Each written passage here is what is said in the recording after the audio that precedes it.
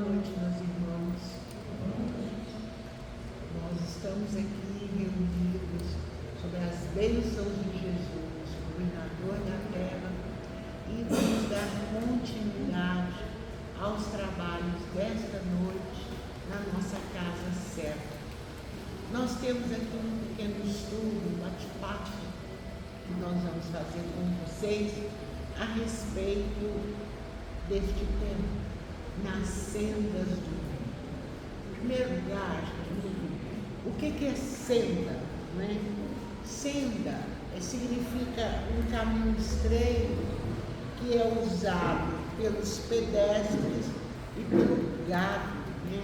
Gado de tamanho pequeno. É um atalho, é uma vereda, né, que chamam de sendeiro. Ou seja, sendeiro é o lugar onde existe a senda, onde existe esse atalho. E para nós aqui, esse caminho é o rumo que a gente pode seguir na vida, não é? Quer praticando a virtude que Deus nos ensinou, quer caindo nas garras dos vícios, não é? E quando eu digo vício, eu não estou falando do álcool apenas, não estou falando de droga, estou falando principalmente do vício, do orgulho, do egoísmo, da inveja e da avareza, que são os maiores vícios que nós, almas, espíritos encarnados, podemos ter e dos quais é muito difícil nos livrarmos se não estivermos com a fé em Deus em nosso coração. Qual que é o formato desse pequeno estudo? Nós vamos começar aqui, gente, com o Evangelho de Mateus. Vamos estudar alguns versículos bíblicos do Novo Testamento e vamos recorrer também aos apontamentos que Emmanuel, guia espiritual do Chico Xavier, fez em diversos livros psicografados pelo Chico. Então, olha, Mateus disse: não ajunteis tesouros na terra, onde a traça e a ferrugem tudo consomem, e onde os ladrões minam e roubam. Está lá em Mateus, capítulo 6, versículo 19. Então, o que Mateus quer nos passar? Que orientação é essa que ele quer nos dar com essa frase? Ele quer nos lembrar da importância que existe nós buscarmos a riqueza espiritual em detrimento da riqueza material. O que é a riqueza espiritual, gente? É tudo aquilo que nós fazemos com o amor de Jesus no coração. Qual que é o objetivo disso? A nossa evolução espiritual. É tudo que nós fazemos para evoluirmos, para nos melhorarmos espiritualmente. Onde? Nas sendas do mundo, no caminho que nós estamos seguindo nesta encarnação. Porque Jesus nos diz que todos aqueles tesouros que a gente acumula aqui na terra podem ser destruídos. Como que eles podem ser destruídos? Porque nada de riqueza é nosso. É tudo empréstimo de Deus, empréstimo da espiritualidade. E se nós nos prendermos à avareza, conforme lemos agora mesmo naquele texto do Evangelho segundo o Espiritismo, nós seremos chamados por Jesus como ingratos, porque não soubemos cuidar daquela riqueza que Jesus nos deu, da forma como ela tem que ser cuidada. Como é que é? Não estou dizendo aqui, eu sou rico, jogo tudo que é fora, porque Jesus quer que eu siga ele sem riqueza. Não, não é isso. Nós podemos aproveitar os favores que a riqueza material nos traz. Contudo, podemos e devemos também fazer o quê? Diminuir, gente, minorar as dificuldades do nosso próximo, porque o dinheiro nos dá condição de fazer isso.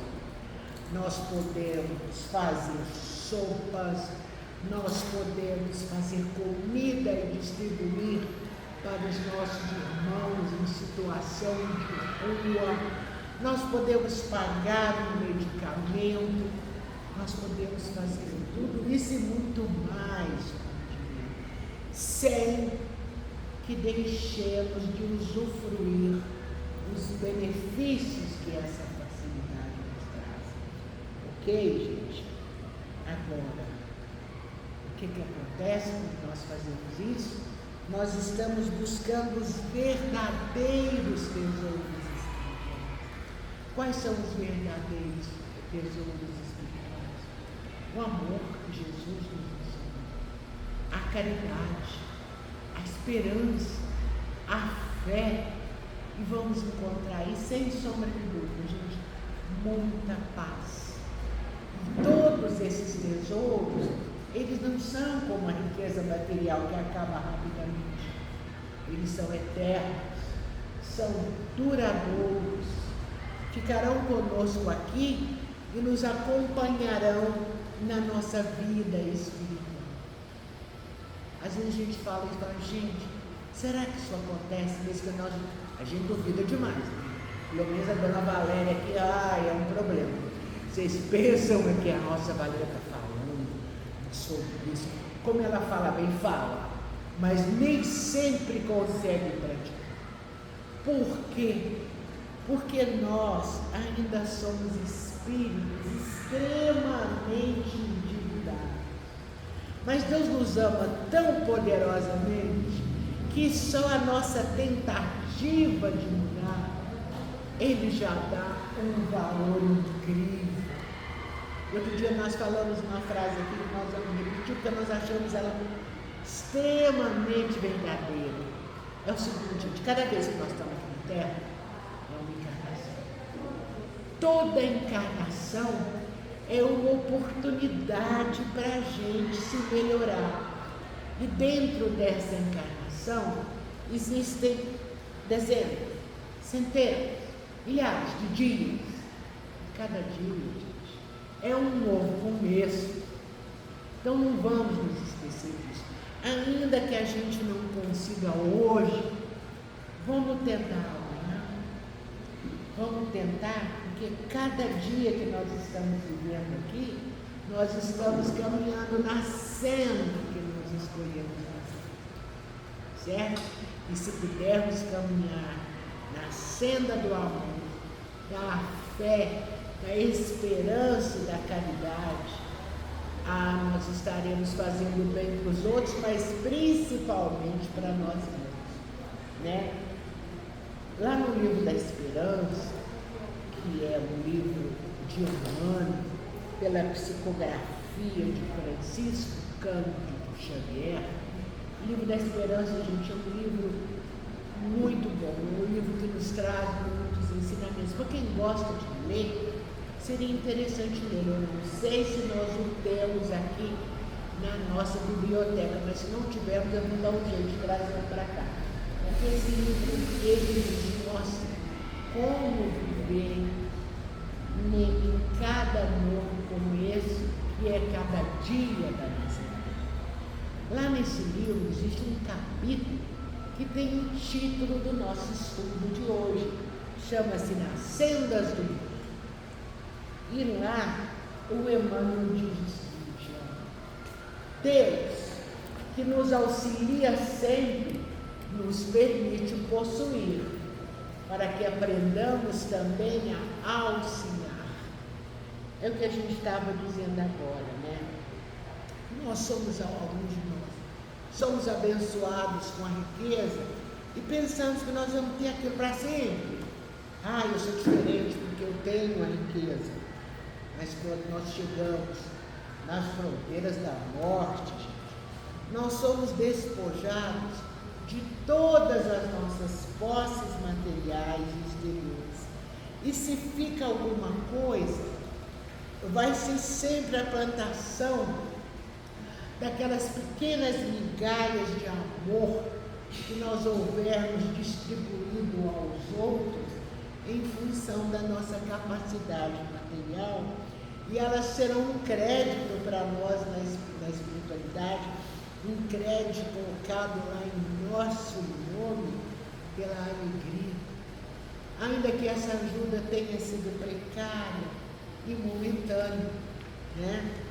Da mesma forma, além da riqueza material, muitos de nós somos agraciados pelos títulos de poder, políticos, juízes, promotores, delegados, chefes de trabalho.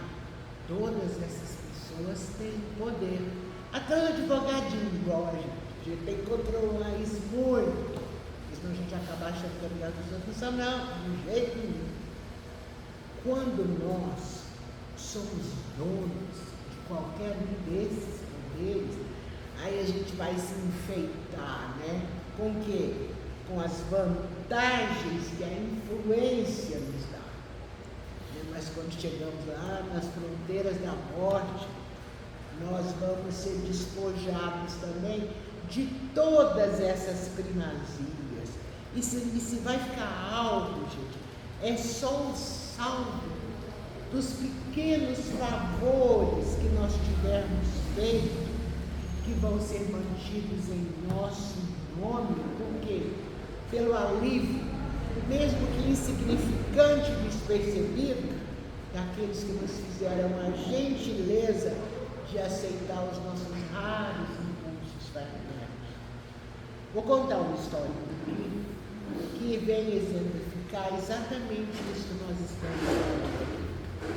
Houve um espírita já desencarnado, o J. Raul Teixeira, que certo dia ele foi a uma conferência numa cidade importante do Brasil, e no intervalo de almoço, quando ele se dirigiu a um restaurante com seus colegas de conferência ali, enquanto eles esperavam o semáforo abrir para atravessar uma avenida muito larga, ele viu uma mulher totalmente andrajosa, toda vestida com roupas rasgadas, sujas, ali ao lado de um caixote de lixo procurando comida e separando o lixo mais limpo do lixo mais sujo. Hoje a gente costuma ver isso muito também.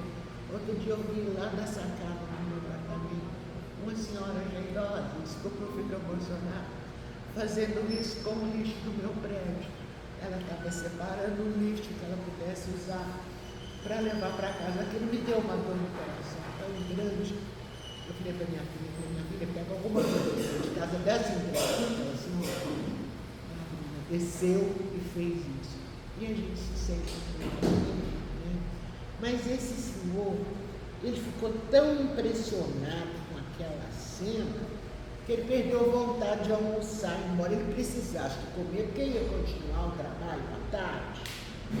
Enquanto ele tentava se recompor mentalmente daquilo já lá dentro do restaurante, pensando naquele ser que ele viu ali, que nada tinha, que não tinha absolutamente nada, ao passo que ele estava ali no restaurante com seus amigos, iria comer do bom e do melhor, apareceu a ele, através da vidência espiritual, porque ele era um médium de vidência espiritual, de vidente, um espírito amigo que o acompanhava sempre nas suas tarefas doutrinárias e o acalmou, dizendo para ele que mesmo que ele fosse dar comida para aquela senhora, ela não iria aceitar.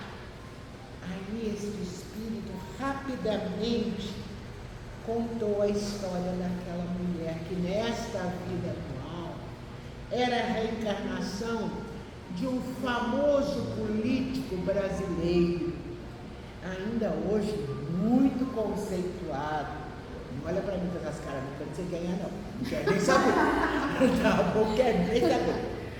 ainda hoje muito conceituado e que por ter prejudicado demais o povo, que ele havia sido eleito para servir, serviu só a si mesmo, por ter prejudicado demais o povo, ele tinha reencarnado agora nesta condição miserável, devido a quê?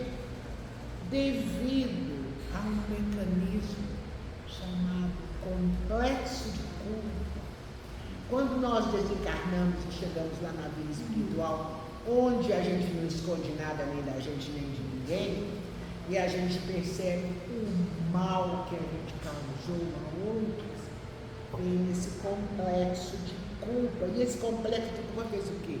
Com esse espírito. Após a morte do corpo, lá na vida espiritual, ele ficou desesperado pelo que tinha feito, então ele pediu para voltar nesta condição miserável, para aprender o quê? A valorizar aquilo que ele tanto desprezou na outra vida. O que foi que desprezou? As dificuldades do próximo. O próximo que o elegeu para que ele transformasse a vida na comunidade, e ele não o fez. Agora, uma coisa curiosa é que aquela avenida onde tudo isso acontecia, trazia o nome daquele político. E então, gente, essa mulher, por um outro mecanismo da fixação inconsciente, porque quando nós reencarnamos, nós esquecemos tudo da vida anterior, mas inconscientemente nós guardamos coisas. Por isso, às vezes, a gente chega num lugar e fala, nossa, mas eu já estive aqui. Às vezes a gente conhece uma pessoa, é como se você reencontrasse alguém. São as fixações que ficam no nosso consciente. Então, por conta disso, ela não conseguia se afastar daquele lugar onde na outra vida lhe prestaram grandes homenagens. Era um castigo divino? Não era um castigo divino, porque Deus nos ama tanto que não é capaz de nos castigar dessa forma. Mas uma simples decorrência da lei de causa e efeito.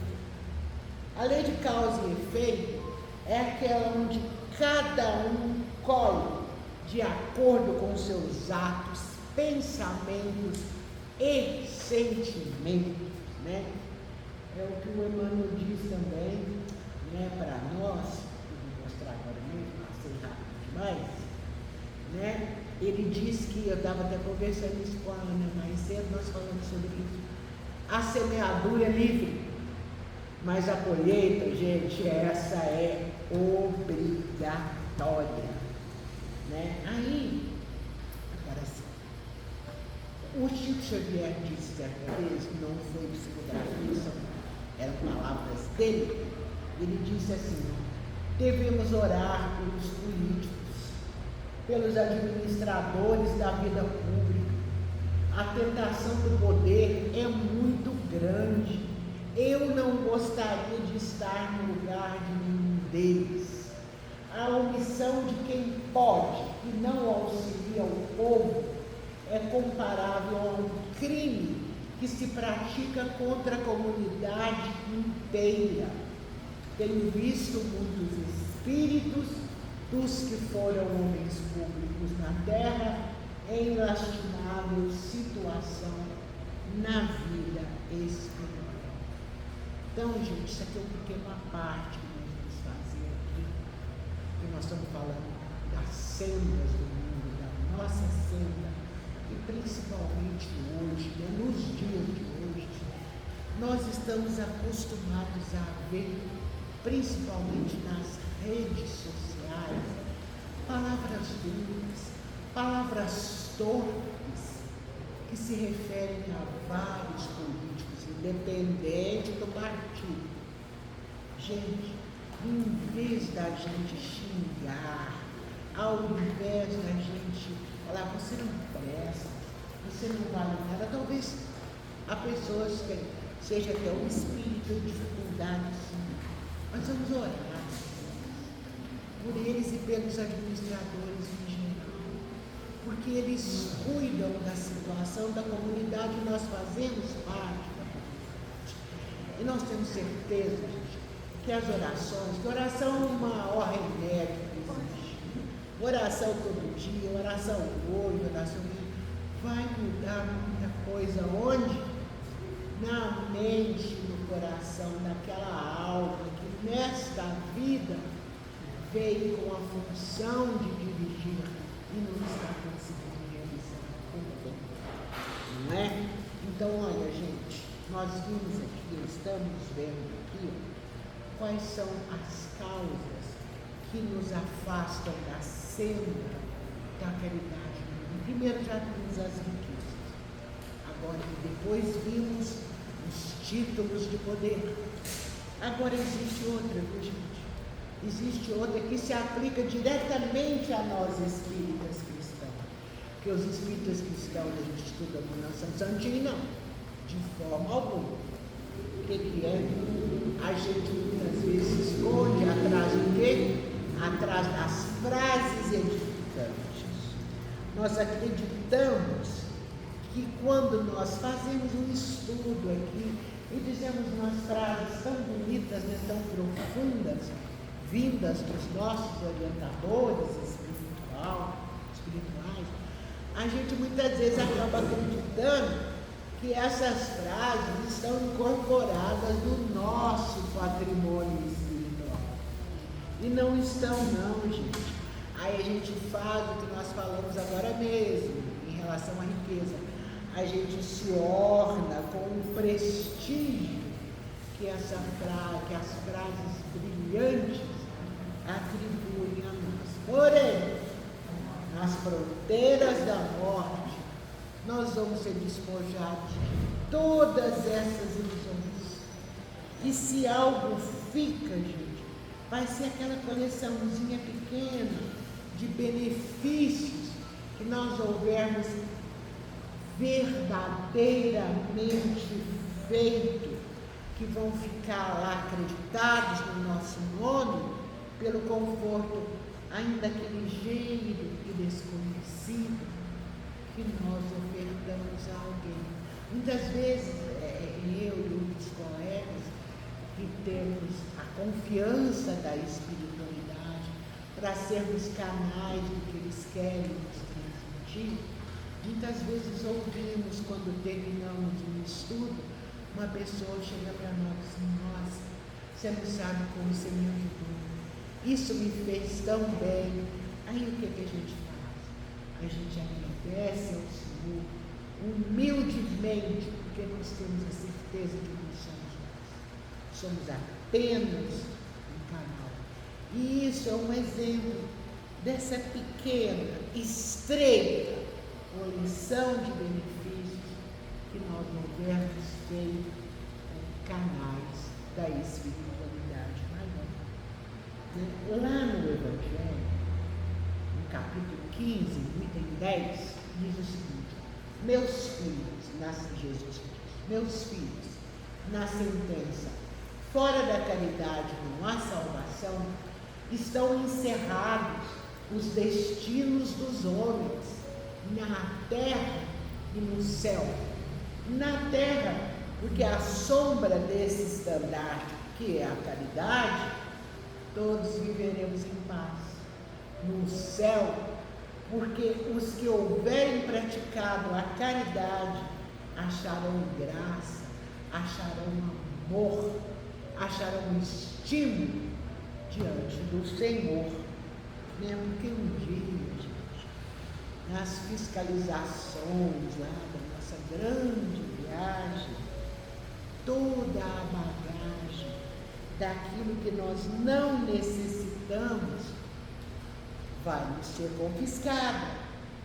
Entretanto, as leis divinas vão determinar que a gente recolha para nós, com juros enormes de alegria, tudo que nós tivermos dado, do que fomos, do que fizemos, do que sabemos e do que tínhamos em socorro dos outros, certo? E essas aquisições, como nós falamos agora mesmo, serão permanentes, são recursos definitivos adquiridos para a nossa evolução espiritual.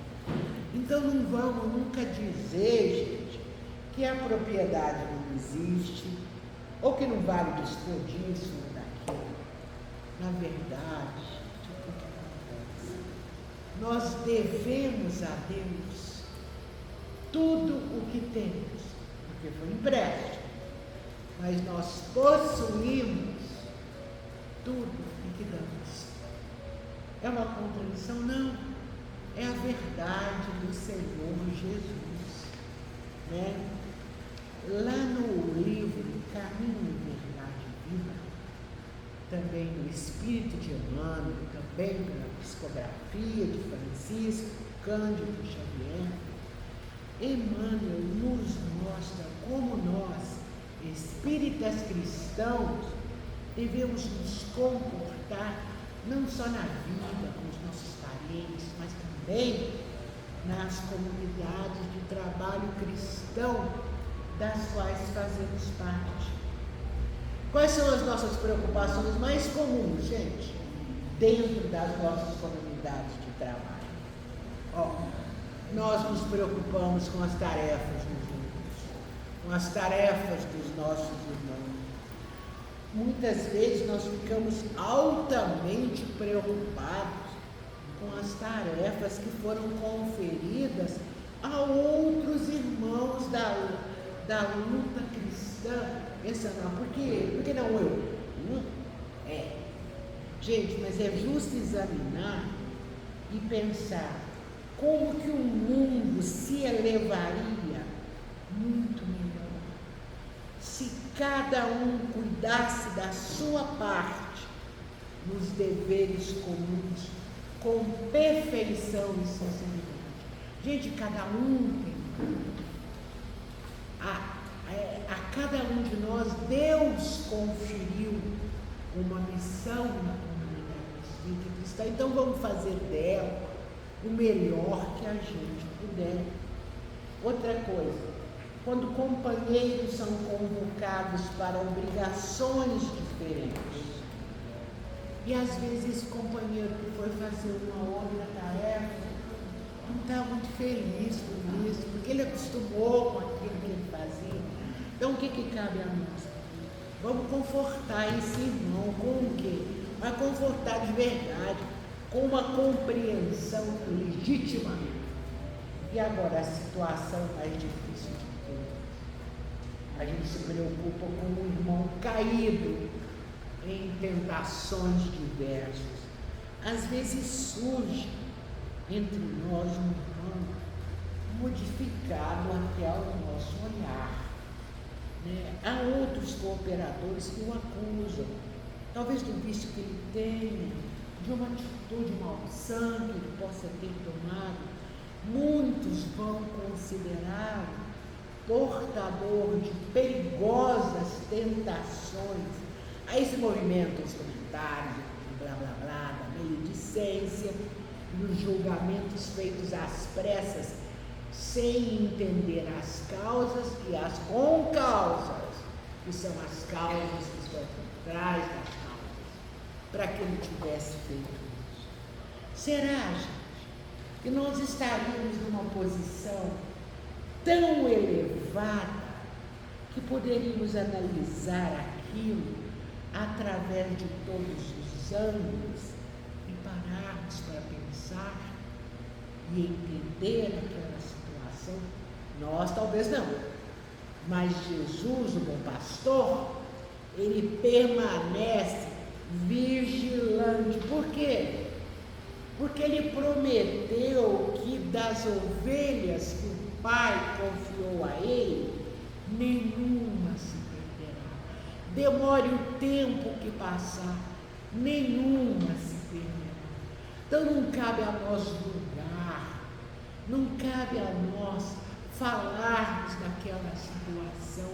Quando não pudermos fazer nada, o que nós podemos fazer? Orar por aquela pessoa e por nós também, para que a espiritualidade tire o véu que às vezes escurece, esconde de nós mesmos o que nós poderíamos fazer.